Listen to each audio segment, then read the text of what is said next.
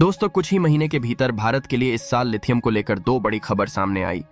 इस साल फरवरी के महीने में केंद्र सरकार की ओर से यह जानकारी दी गई है कि देश में पहली बार जम्मू कश्मीर में 59 लाख टन लिथियम का भंडार मिला है। इसके 2 महीने बाद लिथियम को लेकर राजस्थान से एक और बड़ी खबर सामने आई। राजस्थान में लिथियम का एक बहुत बड़ा भंडार मिला है और भारतीय भूवैज्ञानिक सर्वेक्षण यानी GSI के अनुसार यह जम्मू कश्मीर में मिले भंडार से बड़ा है। नागौर इलाके में मिले इस भंडार से देश की 80% लिथियम डिमांड का पूरा किया जा सकता है और देश का अब तक का सबसे बड़ा लिथियम भंडार इसे बताया जा रहा है। इस लिहाज से देखा जाए तो भारत न केवल चीन को पीछे छोड़ देगा बल्कि लिथियम के लिए उस पर निर्भर भी नहीं रहना पड़ेगा। दुनिया का सबसे बड़ा लिथियम भंडार वर्तमान समय में बोलिविया में है।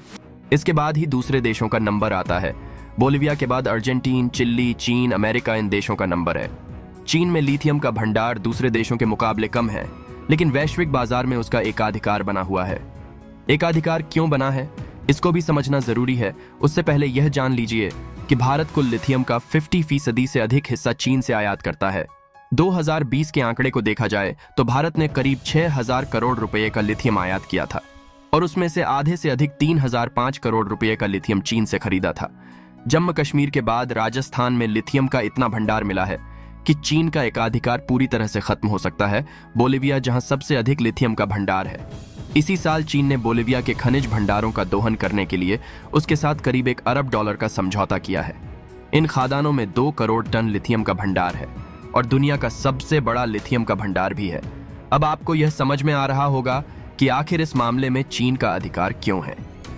पिछले कुछ वर्षों में भारत ही नहीं, पूरी दुनिया में लिथियम की मांग तेजी से बढ़ी है। ग्रीन एनर्जी की तरफ बढ़ रहे देशों के लिए लिथियम की भूमिका काफी बढ़ जाती है। दुनिया में लिथियम का जितना प्रोडक्शन होता है उसका करीब 75% उपयोग बैटरियों में होता है। भारत जिस तरीके से इलेक्ट्रिक गाड़ियों की ओर बढ़ रहा है उसके लिए लिथियम काफी जरूरी है। जम्मू कश्मीर के बाद जिस तरीके से लिथियम का भंडार राजस्थान में मिला है, यह भारत के लिए पूरी तरह से गेम चेंजर साबित हो सकता है। कुछ समय में ही इलेक्ट्रिक वाहनों की बिक्री भारत में 2 गुनी हो गई है। इलेक्ट्रिक वाहनों और मोबाइल फोन, इन दो के लिए अब भी भारत की निर्भरता चीन पर है। 3 महीने में ही लिथियम के 2 बड़े भंडार जो भारत में मिले हैं, उसके बाद भारत उन देशों की सूची में तेजी से ऊपर चला गया है जहां लिथियम के बड़े भंडार है। जानकारों का मानना है कि भारत के ऑटो इंडस्ट्री को भी पंख लग सकते हैं। भारत को लिथियम के मामले में दूसरे देशों पर निर्भर नहीं रहना पड़ेगा।